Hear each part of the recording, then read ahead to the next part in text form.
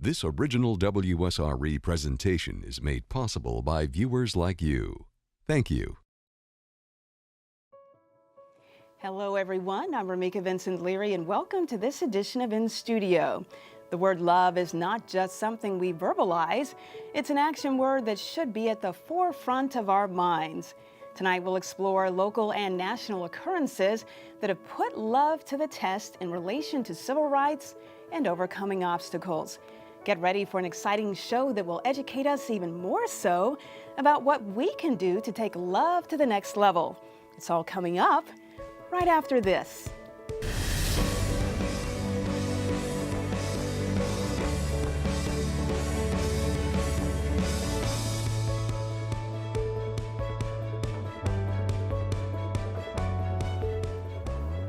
Welcome back, everyone. During this edition of inStudio, we'll explore how love has been manifested in many shapes, forms, and fashions, both locally and nationally. We'll hear from the Japan America Society of Northwest Florida, discuss adult education at Pensacola State College while sharing student success stories. Plus, we'll take a captivating journey to one of the most treasured restaurants in Pensacola, the historic Five Sisters Blues Cafe. But first, we'll begin the show by focusing on the many contributions Asian Americans have made to the civil rights movement. I'm happy to introduce Shigeko Honda, Executive Director of the Japan America Society of Northwest Florida. Now, she's joined by Lily Eubanks, a retired Escambia County school teacher. Welcome to both of you. Thank you. All right, Shigeko, let's start with you. Give us an overview of the Japan America Society. Yes, first, thank you so much for inviting us. You're welcome. The Japan America Society of Northwest Florida is not for profit organization, and it was established in 1994. And we have about 90 members. Good. And anyone who is interested in about Japan, Japanese culture, or international cultures can join the Japan America Society. That is good. Are there any dues associated with membership? Yes, $20 for individual, the $15 for student and military and the senior, military and seniors, and the student is $10. All right. And the family member is $35. Very good. 1 year, that is calendar year for annual membership. All right, I'll come back to you a little later, Shigeko. Yes. All right, Lily, we have a lot to discuss this evening. When I say the name Fred Korematsu, take me to the Clinton administration. Okay, well, Fred Korematsu was a Japanese American who became involved in the civil rights movement. And Fred was presented by President Clinton in January of 1998 with the highest civilian honor in the United States, the Presidential Medal of Freedom. And President Clinton, when he presented it to him, he said, "In the long history of our country's constant search for justice, some names of ordinary citizens stand for millions of souls, such as Plessy, Brown, Parks. To that distinguished list, today we add the name of Fred Korematsu." All right, so we're all curious, what led Fred to this distinction? Okay, well, this is something that didn't happen in a vacuum. No. It deals with prejudice that started from the time the Japanese first came to the United States through the Japanese internment camps. And it goes back to in 1870, that's a long time ago. Yes, it is, but in 1870, there was a Naturalization Act that was passed in which it said that free whites and people of African descent could become naturalized U.S. citizens. Orientals were not mentioned at all in the document, so Orientals got the classification of being aliens ineligible for citizenship. They could never choose to try to become an American citizen. And so that's the beginning of our prejudicial usage. Just so that you'll know, there's a couple terms that are important to distinguish the Japanese in the United States.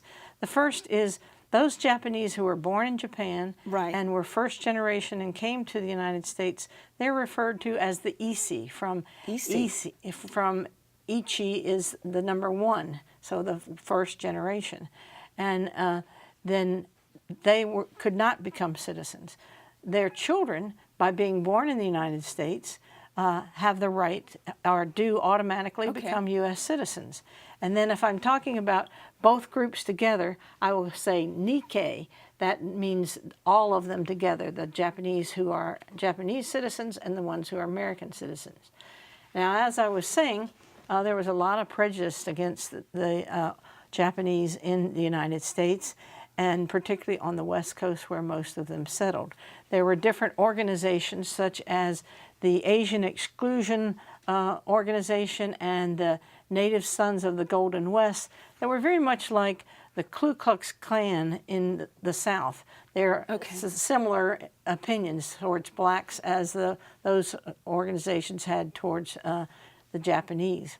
And they worked in tandem with William Randolph Hearst, who had, he was a yellow journalist. He essentially, a lot of sensational journalism, and he came up with the term yellow peril, saying that people of Asian descent are going to come into the United States, take over, and do damage, and make the United States not a white America anymore.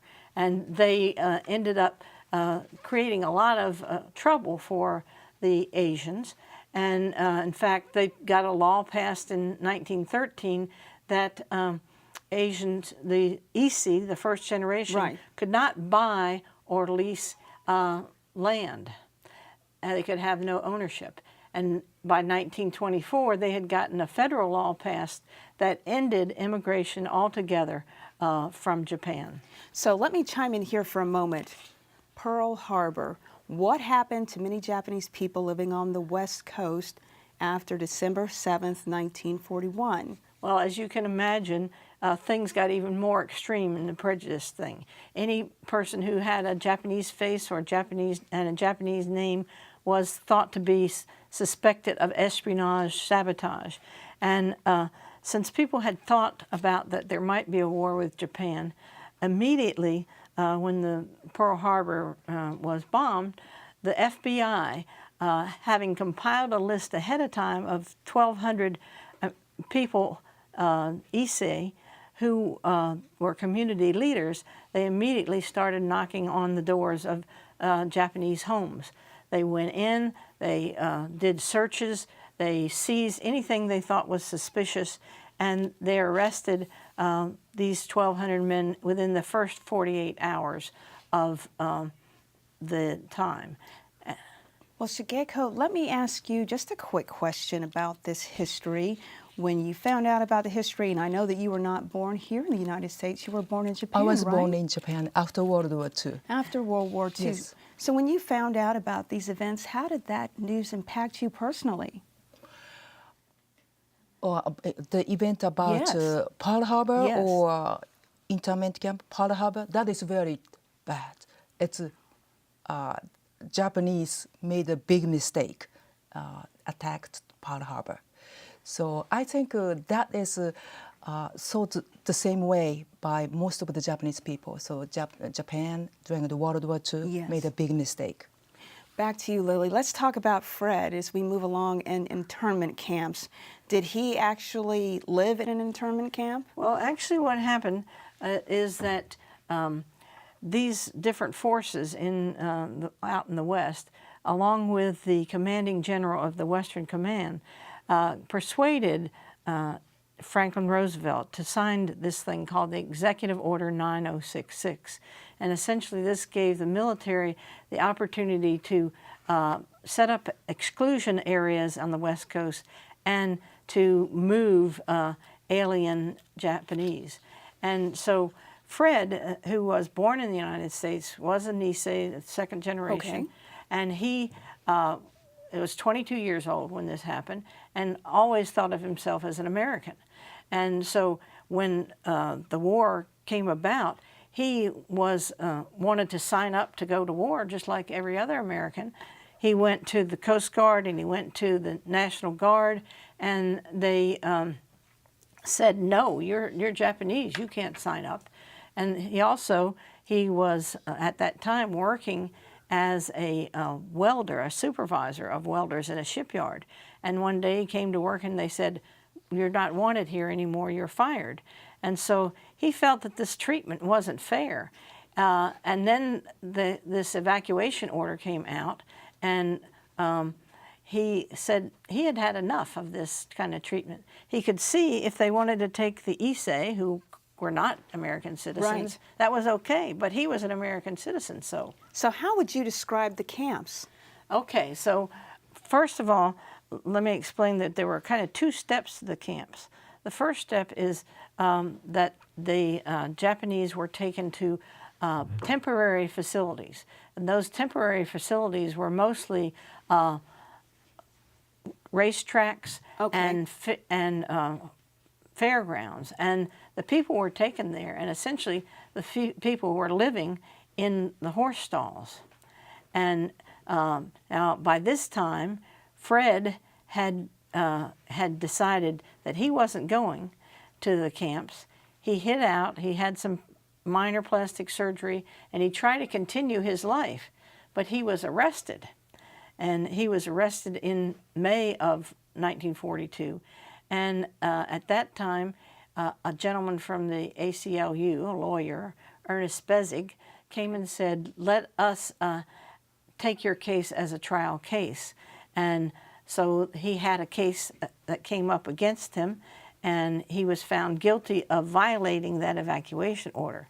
And then Fred, on his probation, was essentially sent to one of those assembly camps where his family was, where he lived in this horse stall. All right, that is a great place to take a break right now, but we know you're coming back with us for the next segment. Now, folks, to find out more about the Japan America Society of Northwest Florida, you can log on to the website www.jasnwfl.org.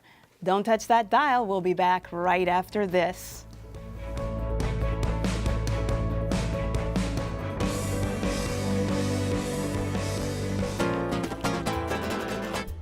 Hi, my name is Pablo. I can't wait to perform for you. I'll be here in Pensacola on February the 25th at 6 p.m. at the inStudio here in WSRE. I'm so happy to play here for the first time. It's a Sunday. Please bring the family.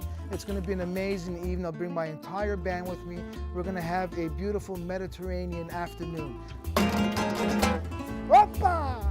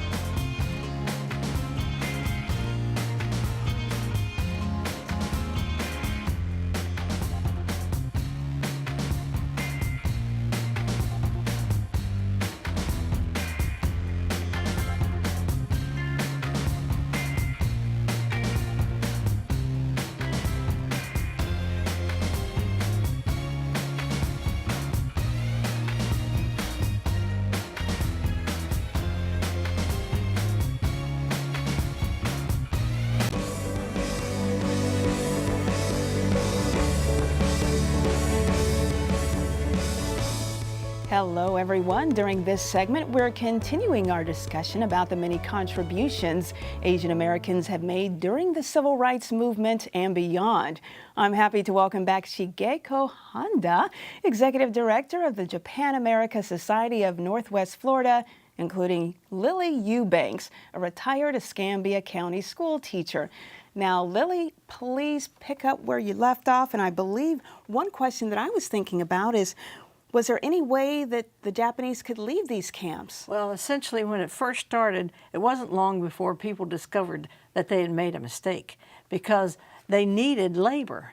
And this is a lot of people who were pulled out of the labor pool. So they first said, okay, we need some Japanese to come help harvest the crops, because otherwise these sugar beets, for instance, were going to rot in the fields. And so they were able to pull them out. And then what happened is, towards the end of already 1942, they decided if Japanese had a sponsor, could get a job, and had signed a loyalty oath, then they could go and live in the Midwest or the East Coast. Okay. In fact, Fred Korematsu himself left in about 1943 and went to be a welder in another, because they were needed in those industries. Shigeko, let me come back over to your corner. This really reminds me of your mission statement for the Japan-America Society. Please elaborate on your mission statement. Yes, it is to fostering friendship and understanding between the people of the United States and Japan. So I personally hope that our efforts will be extended to the world peace. Tell me some of the events that the Society has done that actually show this, that are representative of this, fostering the friendship. Yes, we have an annual event. Every year, the Japanese New Year celebration on third Saturday in January. In January? Yes, and we have about 500-600 people, and that is the family event, so that from children to elder people, everybody can enjoy seeing the Japanese drummers, performance, Japanese dance, and other different kind of Japanese cultures. Do you have any other events coming up in the months ahead that you'd like to mention? Yes, our organization did not have really the business event, so we are planning to have a business event on March 5th, working with the Japan External Trade Organization in Jetro, Atlanta. Yes. People can log on to your website to find out more information about that, right? Yes. All right, you're doing awesome things in the community. Don't worry, I'll get back to you in just a moment. Now back to you, Lily.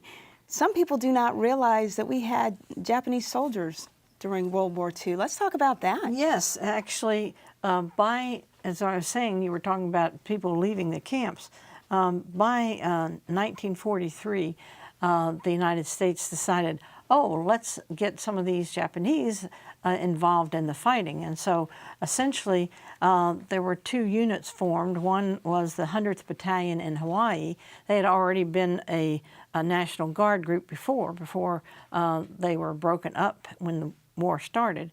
And they first went to Italy shortly after Italy was invaded, or the invasion of Italy, and they proved to be really terrific fighters, and one of the reasons was because they were trying to show people that they were loyal Americans and wanted to be, looked up to. And so in Italy, they had several different battles. The battle for Monte Cassino, and in those battles, many of them died or were wounded. In fact, about half of them. And so then they started getting other soldiers from the internment camps. Actually, a man would be in an internment camp, he'd volunteer, and that became the 442nd. So that really, it impacted people that were in the camps. The news came back, right? Yes, and one of the important things is they made a big rescue of a Texas group called the Lost Battalion that they rescued in France, and that news came back, and people thought more highly of the Japanese and discovered, yes, these are heroes. They are not disloyal. Now, Shigeko, just for a moment, and I know that some people that are affiliated with the Japan-American Society maybe have some relatives that were in these internment camps. Have you ever heard any of those stories, and how have they impacted you? Well, actually, my life was not impacted, but when I come to the United States about 35 years ago, I have met many people who were in internment camp or their family were internment camp. And some people who lived South Florida, they were not sent to internment camp because they are just house arrested, they stayed at home because Okay. there are not many Japanese lived in certain area. So that some people, Japanese people, were not sent to the internment camp. That's interesting to know because we know that many Japanese people left their homes, didn't have anything to come back to when it was all said and done. Horrific stories. That's what I Absolutely. learned, yes, after coming to the United States. Absolutely. Lily, back to you and continuing your story about the Japanese people who fought during the war and the impact they had. Well, as I said, this group of the 100th 442nd were recognized very highly. In fact, they're the most decorated unit in United States history ever. And That's wonderful. when President Truman presented them with their 7th presidential unit citation, he said, "You not only battled the enemy, you battled prejudice and you won." And then the other group, there was a kind of secret group that worked in the Pacific because they were interpreters and they were translators, and they helped shorten the war effort and to save millions of lives. So they were very important as well. They worked for the MIS, the Military Intelligence Service. That is so amazing. What about when the war was over? Well, when the war was over, and first of all, the people in the camps were given $25 and a train ticket home, just like if they had been prisoners in a prison. Okay. And when they got home, most of them found that most of their possessions had been destroyed or taken, and they had to start their lives all over again, which of course particularly was difficult for the older generation. Now, some people decided many people were hostile to them coming there, but for instance, there was an occasion where General Stilwell, who was had been working with the Nisei, he came and he found that a young lady had been chased out of her home in California, and he said, "You come with me, and I'd like you to stand on the steps of the courthouse, and I would like to present your brother's Distinguished Service Medal." And he told the people, he said, "The Nisei bought an awful big hunk of America with their blood, and I say we soldiers ought to form a pickaxe club to protect Japanese Americans who fought the war with us." Speaking of which, protection, how were they protected after the war? Were there any laws passed on their behalf? Well, essentially, some things that happened were, first of all, in 1948, they did try to return some property values, but they needed paperwork that had been lost during the war, so that effort didn't work very well. In 1952, those Japanese Issei were finally allowed to become American citizens. That was very important.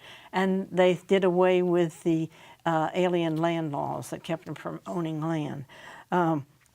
Also, some of the things that happened were that President Carter and the Congress at that time came up with, this is in 1981, had a report done where they interviewed many people and read many pages of reports, and essentially their report, which was called Personal Justice Denied, stated that there was no military necessity for them to have been incarcerated. And its conclusion was the broad historical causes which shaped these decisions were race prejudice, war hysteria, and a failure of political leadership. And just so that you'll know, no anyone of Japanese heritage was ever charged or prosecuted for any espionage during this time. So, curiosity speaks, what was happening to Fred Korematsu during this time? Okay, so Fred had continued his appeals for his overturn of his conviction until it reached the Supreme Court in 1944. And in that Supreme Court case, he lost the case from a 6-3 vote. The majority of the justices said that this was a military necessity.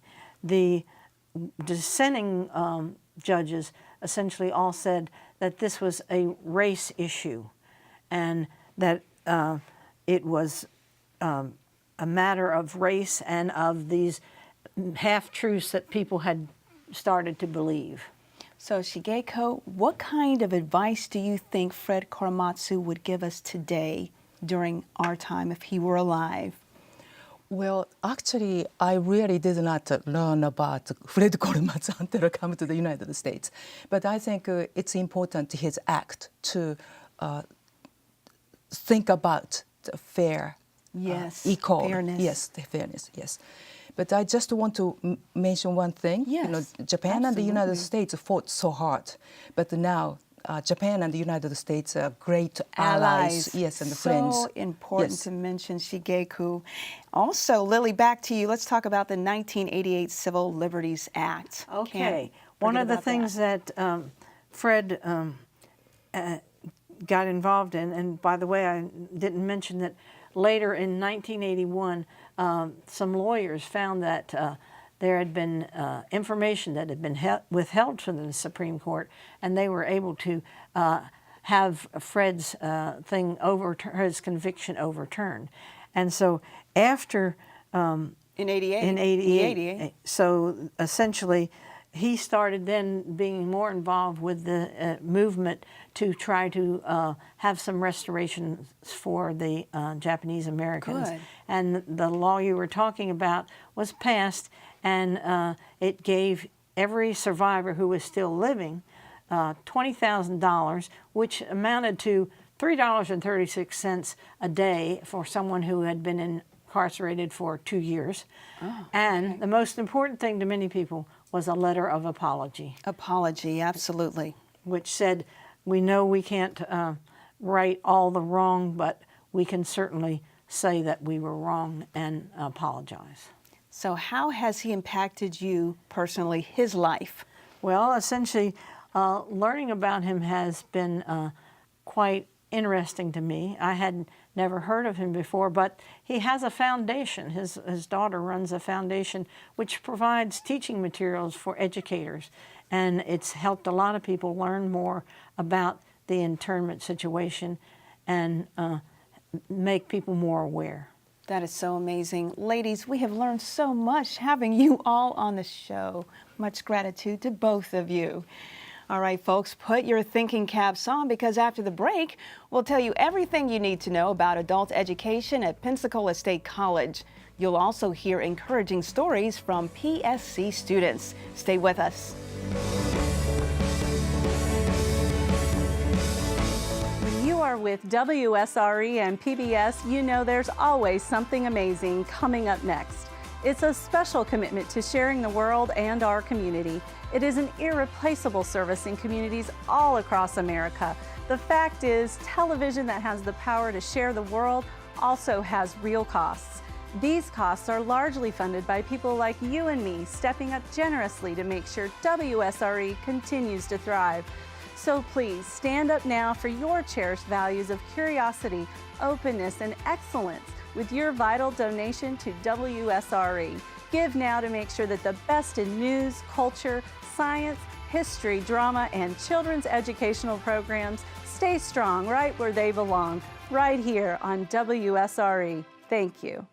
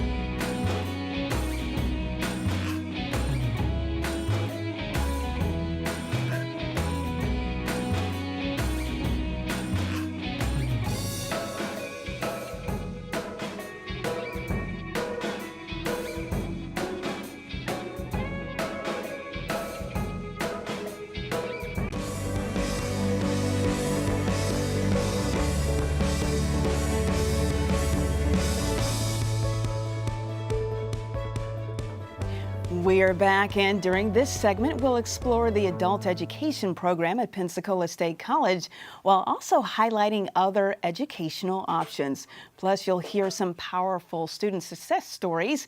It's a pleasure to introduce Marge Soa, Associate Professor of Adult Education at Pensacola State College. She's joined by one of her former students, Tawada English. We're also happy to welcome James Harris, a PSC student who explored other educational options through the college. I'm excited to have all of you on the show. So Marge, let's get this conversation started. Give us an overview of PSC's adult education program. Well, first, I want to say thank you for inviting me here. Oh, you're welcome. The adult education program offers individuals who wish to obtain their GED the opportunity to have various learning experiences, whether it's in the classroom or perhaps it might be a hybrid course. Okay. Something that not everyone wants to do, but certainly those that have limited access to the traditional classroom, they have the opportunity to learn and still get their GED. We offer students opportunities at all of our campuses. All campus locations. As well as off-site. That's good.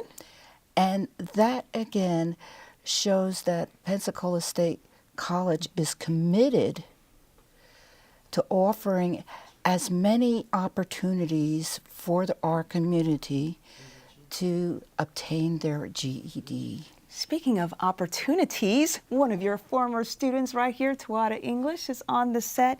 Now, Tawada, take us back. The first day you saw Marge in class, did you have a few butterflies? Well, first of all, thank you for having me here, Professor Leary. You're welcome. I was a nervous wreck. But Professor Soe made, calm my nerves down to say, you know what, you'll be fine. It's okay. Just take one day at a time. Take a deep breath. You'll be fine. What was the first class that she taught you? Math. Math class? Yes, my math class. And I bet she made it so exciting. You just have that nature. I can sense it.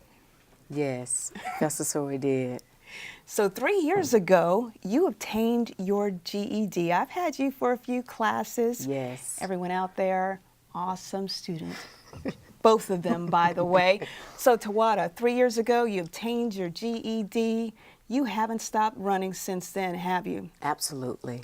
Now, honestly, for most of us, every now and then an obstacle will try to jump into our pathway to veer us off stream, but you didn't let that happen, did you? Absolutely. Give us an example of who, or let's maybe say one or two people that may have really influenced you to persevere in life. I have to say my godmothers and my grandmother, they gave me the push and the drive to push through this. Those women in my life, my grandmothers and my godparents. A day in the life of Tawada, studying. How many hours do you normally put in? Hey, it's not a trick question. Just curious. I want to say at least 15 hours a day. That's a lot. Yeah, 15 hours a day. And your course load, I know that when I had you as a student, you were taking 5 classes at that time. And Marge, how many classes did she take in the program, I guess, per semester? The adult education programs, it's different in that all the subject areas are combined into one class. One class? Yes. All right, 15 hours, I can understand that. Yes. Now, James, I had you last semester for professional communication online, and I'm just so thrilled that you're here on the set. You have an interesting backstory. You have actually started several businesses. I just want to tell you about the struggles and the triumphs of trying to do something like this on your own. Yes. Talk about that for us, please. The struggles. Yes. I mean, I'm an entrepreneur, so I've created businesses on my own, and I just completed high school. I didn't go to college. I actually created my first business in college. My first attempt at UWF, and we just kind of played it by ear. Then we learned what we needed to learn We struggled day to day with, paying bills and, keeping things moving forward. And this was the day before the internet, so you weren't able to go and No. research things. You literally had to learn by trial and error, and you just had to keep going. And that was kind of the key. You just don't stop. It's when you stop that you actually are a failure. As long as you keep going, you will eventually get to success. So can anyone say card catalog, right? It's that day and age before the computer. Now we know that there are so much, really a lot of competitors out there, right? When it comes to business and starting your own business, you really have to think about a game plan, don't you? Tawada, back to you, your game plan. You have a family. Yes. So did you say, hey, I would like to do this. I have my GED now. I'm going to get an undergraduate degree. What did they say? They were so proud of me. My daughter and my grandkids were so proud of me going back to do this. And I just had to set a platform for them to say, you know what, if I expect for them to go to college, I have to set the bar high. And I'm not done yet. No, you're not. How did they encourage you personally, maybe an expression or two, to give you that boost on a hard day? Mimi, let's do our homework together. That's good. Yes. Now, James, I know that you're a father, right? Yes, ma'am. Talk about your family and how they've impacted you. Going back to school, for me, I'm kind of the last, I should say, of my family to go back to school. I have two beautiful daughters that, growing up, I always told them it's important to go to college, get your degree. And it felt a little hollow coming from someone who never completed their college degree, 2 failed attempts at college and stopping in the middle. So I felt a little hollow, and then my girlfriend decided to go back, and she got her GED through the adult education program and went on to get her associate's degree, all back to back. And I pushed her to go, and she turned around and pushed me. And with both of my daughters entering college, we became a family of college students and kind of working together. Now, I have a question I'll pose for all of you and our viewers out there. Let's say there's someone out there who's maybe flipping burgers at a local fast food restaurant, sitting on the couch. Should I do this? Can I go back to school? I need my high school diploma. It's about time, right? Work on that GED. Marge, can one person make a difference? Yes. And if one person from one family starts, it seems to motivate others who may have thought about it, but just weren't sure. I've had students that started, and then the next semester, a sister or a brother joined them in the classroom. I've had a mother and daughter in the same class. The word gets around. It does. Once people see that, yes, it's going to be difficult because, if you haven't been in school for a while, it's going to be difficult at first. But if you persevere and you want that goal of getting your GED, it is possible. I can see the fire in your eyes. Absolutely. James, from a communication standpoint, why do you think effective communication is essential in the business world? Communication is no longer a commodity that is controlled by a very few. Every person is capable of communicating 24 hours a day with the entire world. It's created a lot of noise. With so many different things pulling at your attention, you have to learn to be effective if you're going to do anything of note in business or, being an inspiration. Inspirational speakers have to be good, but they also have to learn how to get their message out there to everyone and rise above that. So, it's all of the communication courses at PSC teach you the effective way of getting through and doing that. Tawada, extraneous noise. Sometimes we have to filter things out, don't we? If someone has ever said you can't, what would you say to them? Oh, yes, I can. And why? The reason why I say yes, you can, I started, like earlier when you asked about my GED. I didn't have a GED, so, from starting with my GED, now I'm working on my bachelor's, plan to graduate this May. Congratulations. Yes. Yes. So, yes, you can. And you have to want it, and I wanted it. Let's talk about encouraging other students. I've been a student in the classroom, I know that. I'm on the other side right now. James, what have you done personally to encourage students? I saw what you did in an online environment, but let's say face-to-face. Well, I've done both, actually. In the online environment, I use the messaging system, and I've spoken with several students kind of behind closed doors through the messaging system where everyone's not available, and kind of encouraged them and offered feedback or insights or help in certain areas. From my chemistry class that I took, which was kind of scary coming back my first semester back in college taking chemistry. I understood the material very well, and I actually organized a study group before the final exam because I understood the material, and it was my habit to go over it over and over and over. And I said, I'm going to study before the exam. Let me open it up to anyone else. I had about 4 other classmates show up because I had told the professor, he announced it to the class, and 4 others showed up, and we actually, everyone did very well in the test. That's awesome news. Now, Marge, did you know that Tawada can sing? Yes. All right, now Tawada has prepared a special treat for us. We've been talking about civil rights and encouraging one another. Tawada, tell us what you're going to share with us this evening. I'm going to share with you guys Amazing Grace. Little a cappella. Take the floor, Tawada. Amazing grace, how sweet the sound that saved your wretched like me. I once was lost, but now I'm found.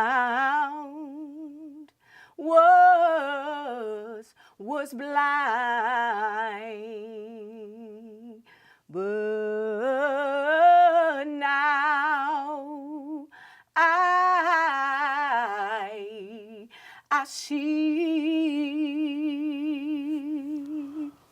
Ooh, my heart is fluttering right now. Yours as well, I'm sure. Viewers out there. Let's talk about future goals. James, what are yours? I always look to the future, and I don't have anything specific in mind. So when I was thinking about future goals, I thought about the professors at UWF that, they strive for excellence and, building a better future and our leadership skills. Exactly. So my goal is just to kind of take the lessons that I'm learning in excellence and leadership and apply it to my personal and business life. I'm a coach a high school softball coach, so I'm a leader every day, and I try and take those skills and improve everyone's life around me. Pay it forward. Tawada, what about you in a nutshell? My future goals will be, once I finish this May, and planning on working with the company as assistant administrator and continue on to grad school this December. I have been blessed in so many ways having all of you on the show this evening. Thank you all so very much. Now, okay, folks, it is a Pensacola gem that has a rich history. I'm talking about Five Sisters Blues Cafe. Now, when we come back, get ready for a walk down memory lane, including a few surprises. You're watching inStudio on WSRE.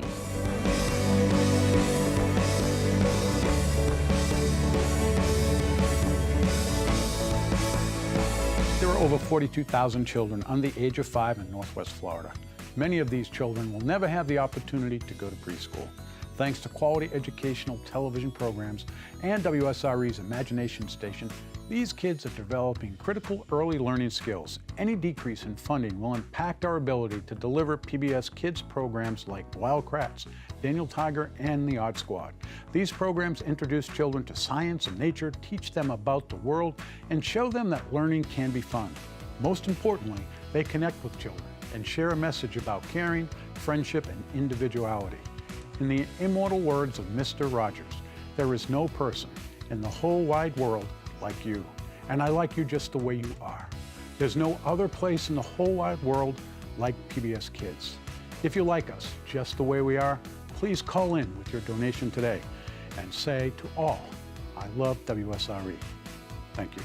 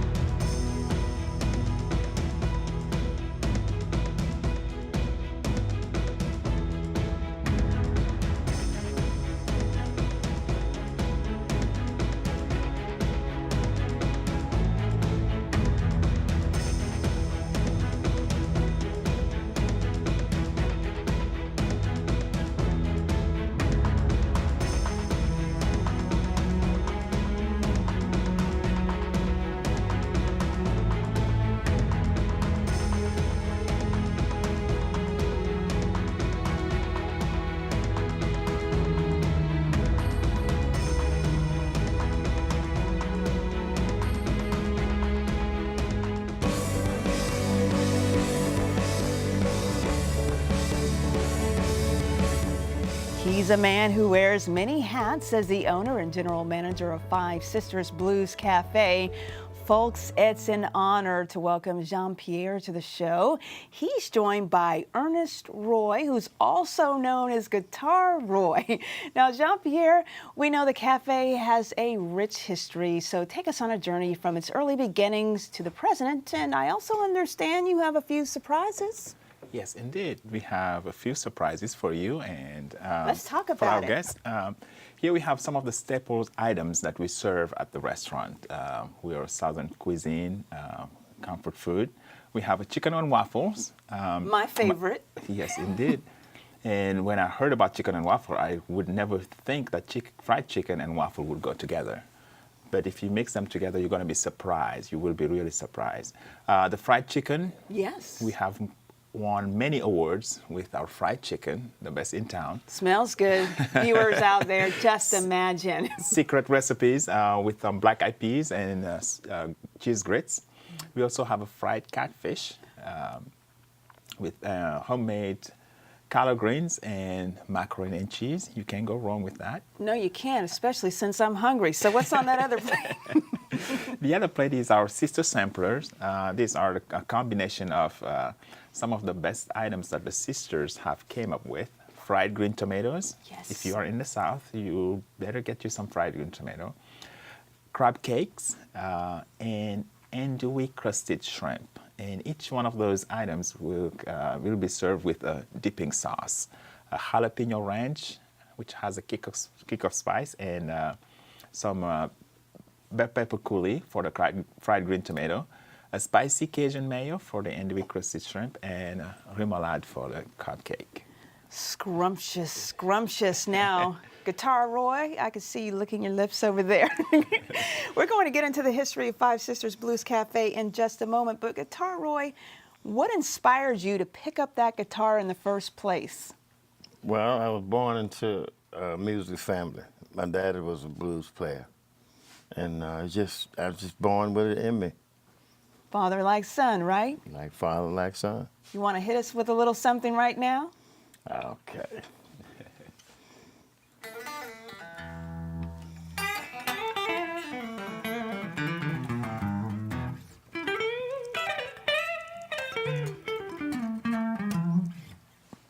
Woo! All right. That was electrifying. Okay, now, Jean-Pierre, back to you, starting with the history, right? Cecil Johnson. You knew him, right? Yes, Cecil actually did start working with the Fish House long time ago when he came back from the military after retiring from the 20 years in the Navy. He decided he wanted to go back and start cooking. So he was the first owner of Five Sisters, correct? That is correct. And when you knew him, he was a chef at the Fish House and you were a server. That is correct, yes. All right. And he was, it's his first step of in the kitchen and, learning the ropes and the cooking and stuff like that. So meanwhile, he was in the culinary school here at PJC.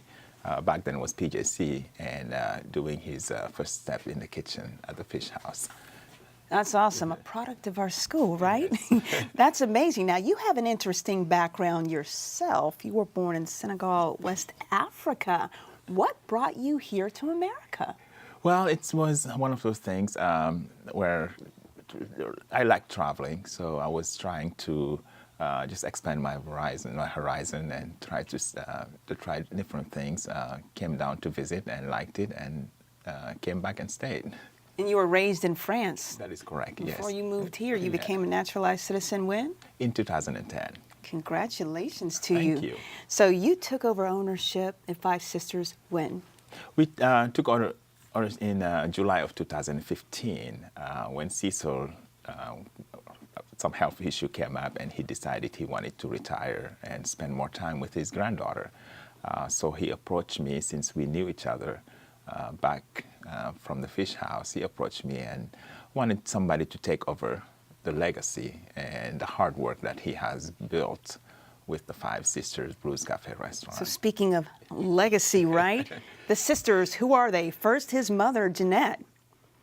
Her sisters, Cora, Sarah, Dorothy, and Margaret. I can just picture them rustling up some great cuisine in the kitchen. Can't you?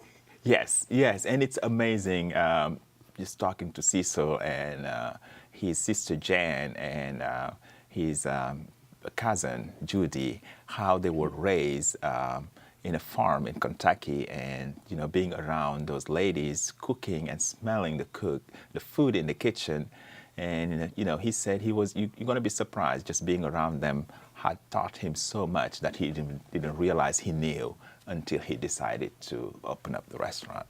So you're located in the old Gussie's record shop. Give us some history behind that. A lot of history, a lot of history about the building, and more importantly, the neighborhood. We are located at the corner of Belmont and the Villiers, which has a lot of history here in Pensacola. Yes. Dating back in the 1920s, 30s, 40s, right, where during the segregation exactly. and race discrimination were very sharpened with Jim Crow laws in Pensacola, and racial discrimination was very sharpened during that time. So back then, the African American community, if you were looking for entertainment, right, culture, food, it was happening in that neighborhood. And it did bear quite a few names, the Harlem of the South. Yes. And the most famous one was the Blocks. It was called the Blocks. It was not unusual to see cars lining up on a Friday night or Saturday night. African American looking for good food, good restaurants, and more importantly, blues and jazz music. Speaking of which, Guitar Roy, give us a little bit of background regarding your presence at Five Sisters. How long have you been there as a performer? I started performing there, I believe, back in November. All right. I talked to a gentleman named Mike Bounds about where is a good place to play blues, where people appreciate blues. Exactly. And that was his first thing to me, to say to me, Five Sisters Blues Cafe. All right. And you fell in love with the food too, didn't you? Oh, yeah. The food is out of sight. So, talk about some of the other performers. Do you have a lot of singers? Well, I have two sides banging. I have a big band with horns, and when it's not a big stage like a smaller venue like Five Sisters, okay, I would just bring a drum, bass player, and a keyboard player. All just right. 3, 4 with me. You inspire me. Why don't you play a little something else for us? Okay.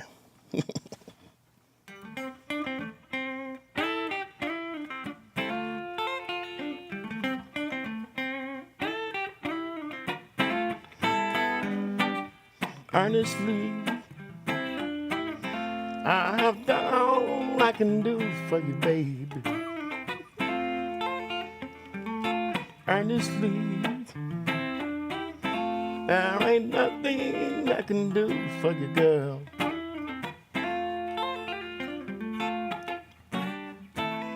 All you do is fuss and moan, babe. about everything that goes on and goes wrong. You were the helpmate to me, baby. I wouldn't be having this old bad headache earnestly. I can't take no more. Woo, earnestly. All that flair, you know I need to come see you, right? So let's get back to the story. And over the years, past segregation, right? And people from all walks of life come to Five Sisters. Right? Yes, yes. We try to put in the same building great food, great restaurant, great food, and also great music to give tribute to all the wonderful people that came by the neighborhood. You know, B.B. King, all those kind of people. I mean, you name it, they have come by. So we try to give tribute to them in the same building where you can enjoy the great food and also enjoy great music and have people like Roy, Guitar Roy, and other bands come in every weekend to entertain people, all sort of people. It's just amazing. Yes. So give us your days and hours of operation. We're open 7 days a week, 11 o'clock till 9 o'clock on weekdays, and we go until 11 p.m. or midnight on weekends. And the bands play all night long. All night long? Yes, ma'am. Until the last person leaves. But who could leave after hearing Guitar Roy? I know I couldn't. So, if you had to pick one menu item that sells the most at Five Sisters, what would it be? There is no doubt the fried chicken sells the most. A lot of people come down, you know, to enjoy the fried chicken. And all the awards it's won, right? Yes, and all the awards, yes, indeed. Have you ever had a food tasting competition or a chef's competition at the Five Sisters Blues Cafe? We haven't done, but we thought about it. There's a couple festivals. One is Back to the Blocks, where we have a couple chefs come down and, you know, show off their skills and stuff like that. And the fried chicken's been always winning. I'm sure it is, because it's a winner here. I think I'll have some after the show. Many thanks to both of you for joining us. Thank you for having us. Exceptional. It's been our pleasure. Thank you. And of course, I would like to thank all of our guests for joining us this evening. Plus, we're so grateful for you, our viewers. I'm Rameca Vincent Leary. Have a good evening. And remember to keep it locked in right here on WSRE, PBS for the Gulf Coast.